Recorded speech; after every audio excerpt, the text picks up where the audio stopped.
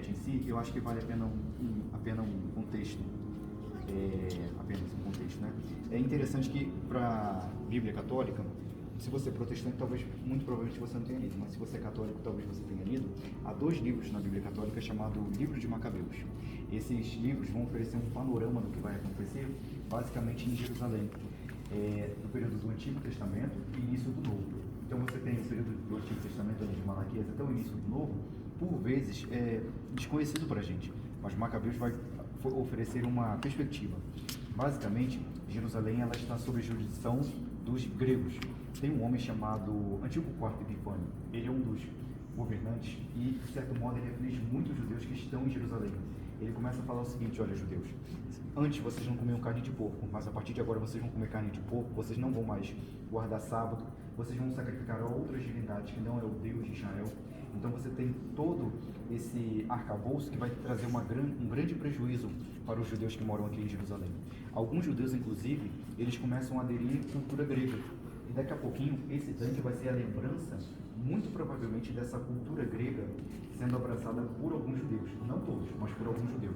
Mas antes de falar propriamente disso, destaca para vocês aqui o que a gente tem nos expositores. Vocês já devem ter lido, mas caso não, a gente já adianta. Aqui a gente tem, pelo menos esses instrumentos musicais que vocês estão vendo, são pratos bem pequenininhos e tem furinhos. Isso aqui é chamado de símbolo. Lembra quando 1 Coríntios 13, Paulo diz que se ele não tivesse amor, ele era como símbolo que ressoava? Símbolo são esses instrumentos musicais que nós temos ali. Atrás vocês podem ver que tem um objeto esverdeado, é devido à oxidação. Tem uma ponta levantada, no caso teria 2 chifres, um está quebrado. Aquilo dali é cistro. Cistro é um instrumento musical também do 1º século. Então você tem tanto os símbolos quanto o cistro, e aqui você tem essas lamparinas. Número 11, essas lamparinas aqui propriamente ditas, são do 1º século. Lembra quando Cristo ele conta talvez a parábola mais conhecida das virgens? Parábola, ou melhor, lamparinas no 1º século, era daquele tamanhozinho ali. Talvez isso possa ser a evidência pela qual o azeite acabou tão rápido e a necessidade que você tinha de reserva, tá bom? Então, lamparinas no 1º século, da época de Cristo, são daquele tamanho ali ou daqueles tamanhos, porque nós temos outras atrás também. Um detalhe, vocês podem ver que tem essas divindades atrás de vocês.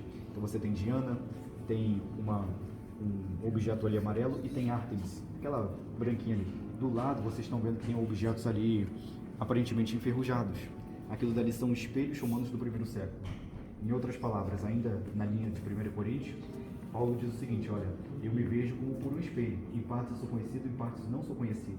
Então esse modo de estar embaçado, pelo menos a fisionomia, é baseado naquilo ali, gente. Então o espelho, no 1º século, normalmente era de bronze polido, ou latão polido. Ainda que você botasse frente ao seu rosto, o máximo que você poderia obter era uma imagem distorcida, tá bom? Por isso que ele fala, em partes eu sou conhecido, em partes não, graças a objetos semelhantes àqueles que vocês têm ali, tá bom? Agora a gente vem a Jerusalém. Essa é a cidade de Jerusalém do ano 60 a 69, depois de Cristo. A gente tem elementos de Jerusalém da época de Cristo, depois de Cristo e antes de Cristo. Antes de Cristo, Jerusalém ela vai iniciar aqui, ó. Vocês estão vendo esses 2 muros. Esses 2 muros são da cidade de Davi. Lembra que antes de Davi entrar nessa cidade, havia aqui os Jebuseus. E a cidade era chamada de Jebus, tá bom? Moradores Jebuseus, a cidade chamada de Jebus. Curiosamente, Davi fica aqui na parte de baixo e ele fala o seguinte: olha, eu vou conquistar essa cidade, mas os Jebuseus, de modo assim muito desdenhoso, eles falam: Davi, nem se a gente fosse cego ou coxo, você conseguiria nos conquistar. Davi finalmente conquista essa parte aqui, entrando por baixo da cidade. Basicamente, Davi conquista aqui pela espada, e veja que a geografia de Jerusalém, na época do rei Davi, não é tão grande assim.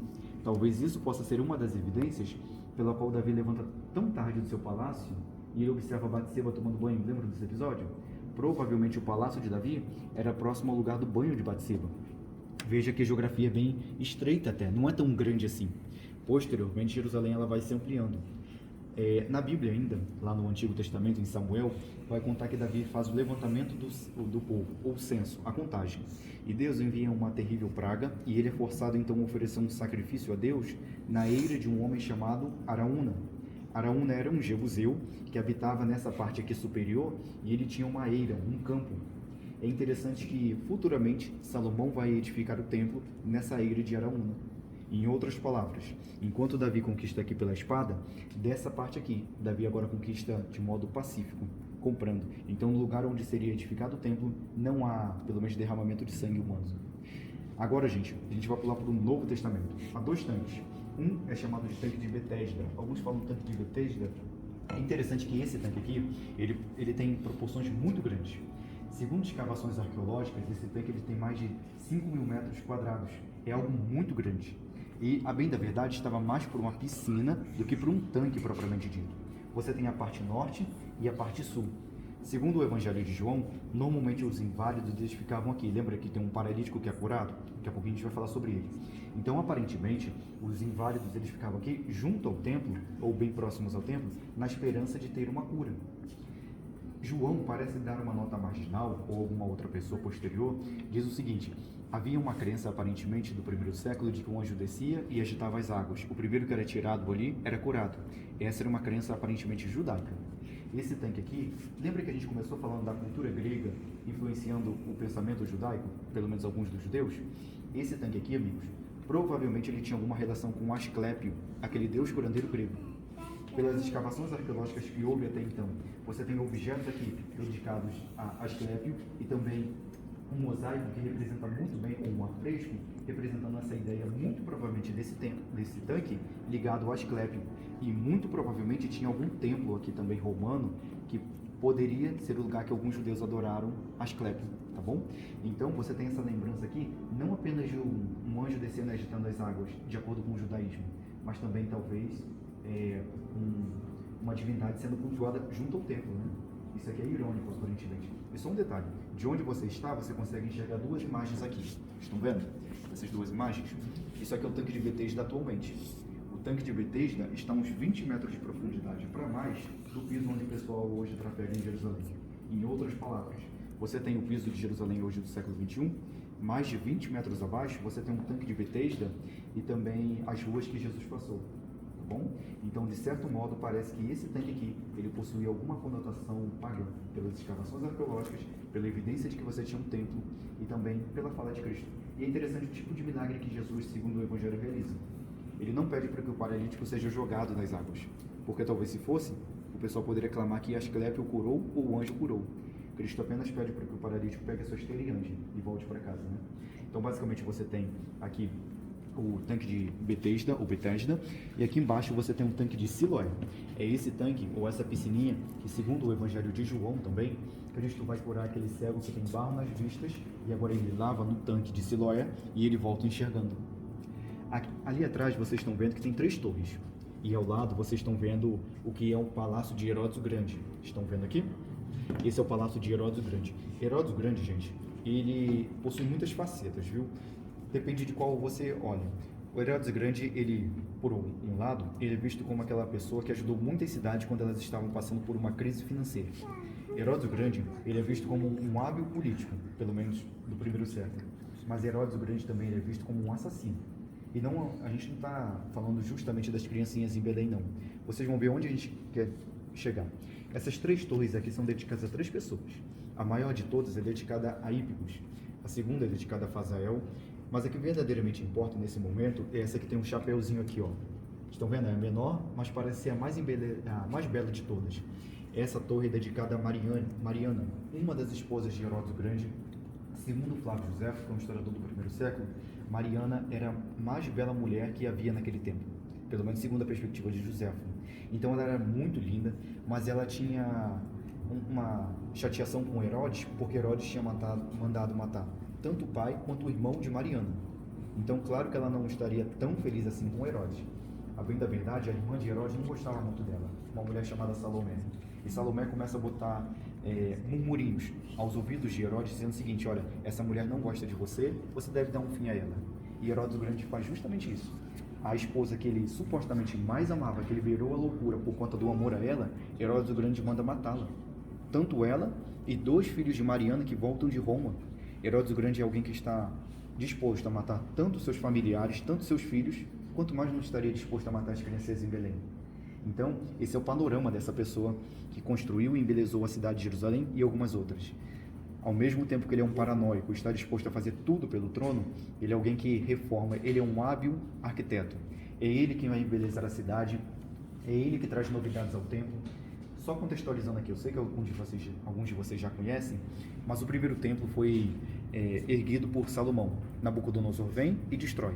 Esdras e Neemias, depois que eles retornam do cativeiro da Babilônia, eles vêm até a cidade de Jerusalém e eles reconstroem o segundo templo. Mas o segundo templo, até pela Bíblia você nota isso, era algo muito simples. Herodes o Grande, quando começa a reinar, ele fala o seguinte: olha, agora a gente vai embelezar isso aqui. E ele destrói boa parte daqui do templo, ele começa a embelezar e traz muitas novidades. Vocês passaram ali na frente, não sei se uma das meninas explicou para vocês, se vocês quiserem a gente pode explicar depois, é a reprodução de uma parte do piso da época de Cristo. A julgar por aquela reprodução ali, que a gente trabalha numa hipótese, imagina todo o templo decorado, uma vez que as casas de Israel do primeiro século eram de chão batido. Então, sem dúvida, gente, era algo que chamava a atenção dos olhos humanos.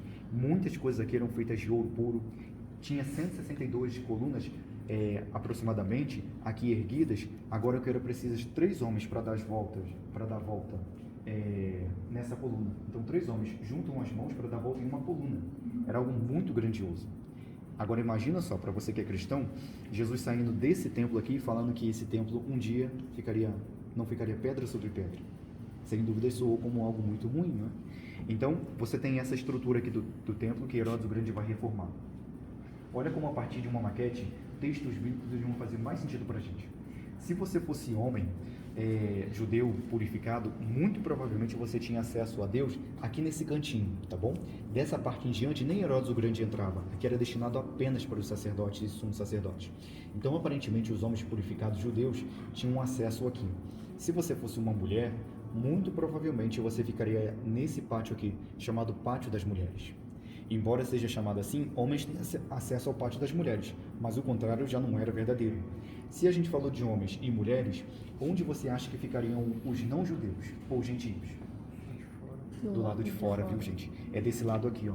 Agora compare com as palavras de Paulo lá em Gálatas. Paulo, a bem da verdade, ele é o grande pregador para o mundo não-judeu, gentio.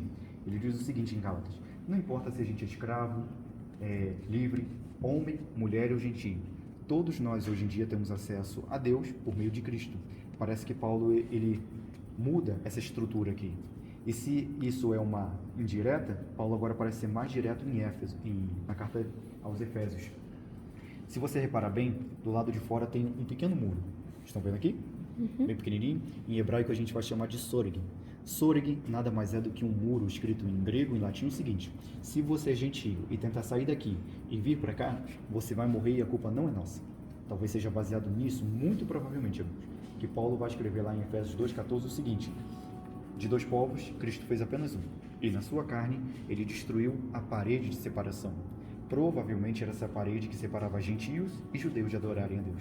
Então, por meio de Cristo, Paulo agora traz a iniciativa de que não há mais distinção. Aqui, gente, vocês têm o pináculo do templo. Muito provavelmente o pináculo do templo aqui é algo ainda incerto. O pináculo a gente sabe que é a ponta mais alta, mas os estudiosos estão mais inclinados a pensar que seria aqui. Talvez em uma dessas quinas, Cristo foi tentado pelo diabo, tá bom? E aqui não era coisa tão pequenininha não, viu, gente? Isso aqui possuía mais de 60 metros de altura. Veja que a cidade, ela tem a parte baixa. Veja mais uma vez que aqui é a parte alta. Pelo menos esse templo está aplanado. Está sobre muitas casas aqui. Então, basicamente, você tem Cristo sendo tentado pelo diabo na ponta mais alta que havia, provavelmente, do templo e dessa cidade aqui. Gente, aqui também vocês têm o que seria uma piscina de purificação judaica. Antes de entrar no templo, os judeus normalmente se purificavam tanto no tanque de Betesda, quanto no tanque de Siloé, e nessa piscininha aqui também. Aqui você tem uma fortaleza chamada Fortaleza de Antônia. Ela é em homenagem ao grande amigo de Herodes, chamado Marco Antônio. Marco Antônio ele é morto posteriormente, mas Herodes o Grande, então ele fortifica ainda mais essa fortaleza. Provavelmente Paulo, lembra que ele é acusado de ter colocado um gentio no templo? Provavelmente Paulo foi salvo pelos romanos que estavam aqui, quando os judeus queriam matá-lo. Então Paulo aparentemente ele é salvo e ele fica numa escadaria, ou poderia ser nessa escadaria, e ele começa a falar sobre a conversão dele. Jerusalém na época de Cristo vai ser até esse muro aqui, ó, como vocês podem ver. Então Jerusalém na época de Cristo até esse muro, e há 2 possíveis lugares de onde Cristo foi crucificado.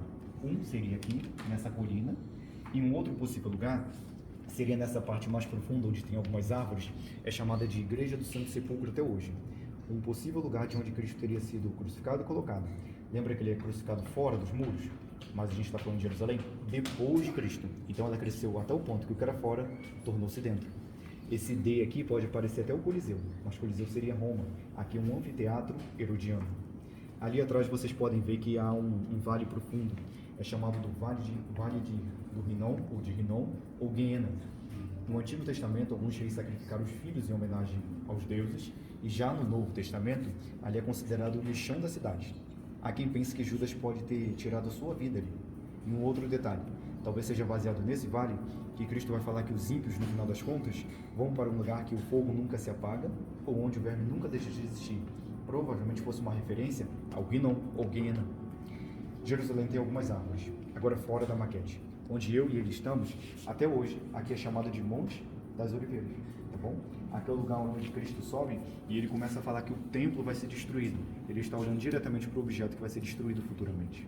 E o jardim de Getsemane é aclopado ao Monte das Oliveiras até hoje. Aqui é tanto o lugar das agonias de Cristo, quanto o lugar do sermão profético.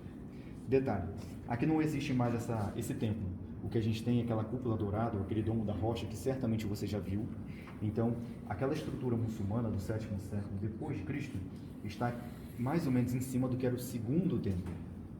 Aqui, se nós escavarmos, a gente encontra muito tesouro, mas você proclama a guerra com o mundo árabe, então ninguém escava.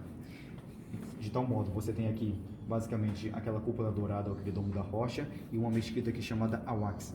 Os muçulmanos vão chamar isso aqui de Haram al-Sharif, ou Nobre Santuário. Sabe o famoso Muro das Lamentações? Essa partezinha aqui, ó. Então, bem pequenininha, o Muro das Lamentações, ou a lembrança de um templo inexistente, é a parte que o judeu daqui de baixo, ele olha e ele se lembra de Hashem, ou o que a gente chama de Deus aqui no Brasil. Embora seja chamado de Muro das Lamentações aqui no Brasil e no Ocidente de modo geral, aqui não é um muro onde eles estão chorando. Em Jerusalém ninguém conhece isso aqui como Muro das Lamentações. Eles vão chamar de Muro Ocidental. É o muro que toda vez que eles olham para a parede, eles não estão chorando necessariamente, mas eles estão celebrando com sábado, com bar mitzvah e tantas outras cerimônias judaicas que eles têm. Deu para ter um panorama aqui, gente, sobre essa cidade? Sim. Alguma dúvida que vocês tiveram? Tudo claro? Tá bom. Se vocês quiserem, a gente está disponível algum outro objeto, período que vocês tenham dúvida, tá bom? Obrigada. Fiquem à vontade, viu, gente? Obrigada.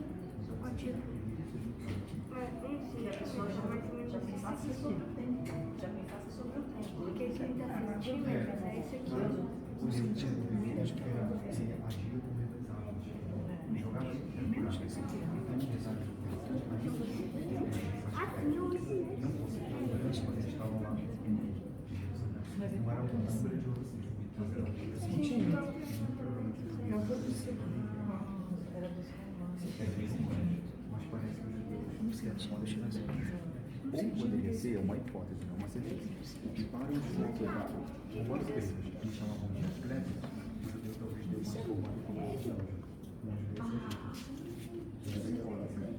a cura do curador. E um emprego falaria, acho que falaria outro. Poderia ser isso. Mas já sabendo que estava sendo feito